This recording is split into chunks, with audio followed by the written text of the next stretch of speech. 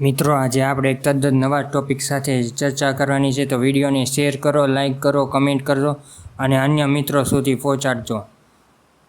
આજનો આ ટોપિક છે કુપોષણ. ગુજરાતને માથે પણ કુપોષણનું કલંક ગરીબમાં જ નહીં પણ સમૃદ્ધ પરિવારોમાં પણ જોવા મળે છે. કુપોષણના કલંકને દૂર કરવા માટે કરોડો રૂપિયા ખર્ચાય છે. ગુજરાતમાં કુપોષણ બાળકોની સંખ્યા દિવસે ને દિવસે વધતી જાય છે, જે નરી અને કડવી વાસ્તવિકતા છે. ઉડીને આંખે વળગે તેવી છે. માત્ર કાગળ પર જ ચાલે છે. આ આંગણવાડીમાં જતા બાળકોની સંખ્યામાં બતાવાય છે, જ્યારે આંગણવાડીમાં નથી જતા બાળકોની સંખ્યા લાખોમાં છે. શું ખાવું અને શું ન ખાવું તે એક માહિતીના અભાવે લોકો કુપોષણનો શિકાર બને છે. પૂરક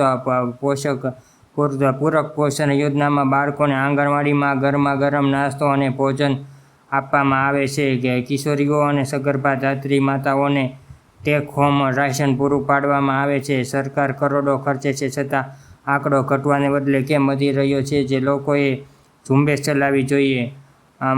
માતાનું આરોગ્ય પણ કુપોષણ માટે જવાબદાર છે. અમુક કેલરીયુક્ત ખોરાક હોય તો તેને કારણે કુપોષણથી બચી શકાય છે.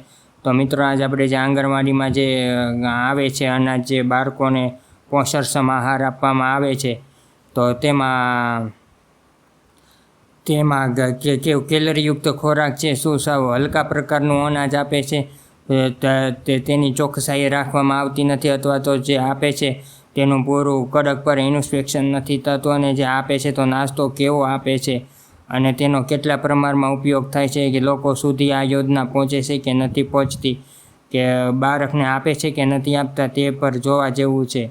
તે એક નરી અને કડવી વાસ્તવિકતા છે. મિત્રો, આપણે ગુજરાતમાં પણ હમણાં જ નવા સમાચાર છે કે ગુજરાતમાં પણ કુપોષણનું એક મોટું ભયાનક સ્વરૂપ ઉપસીને આવ્યું છે, અને કુપોષણ બાળકોમાં દિવસે ને દિવસે વધતું જાય છે.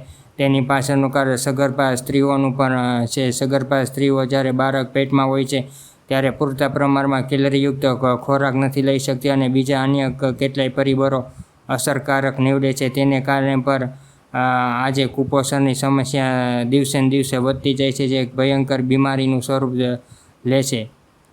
તો આપણે સૌ સાથે મળીને આ કુપોષણ ઉપર કેવી રીતના વર્ક કરી શકાય તે અંગે પર ખ્યાલ વિકસાવવો જોઈએ.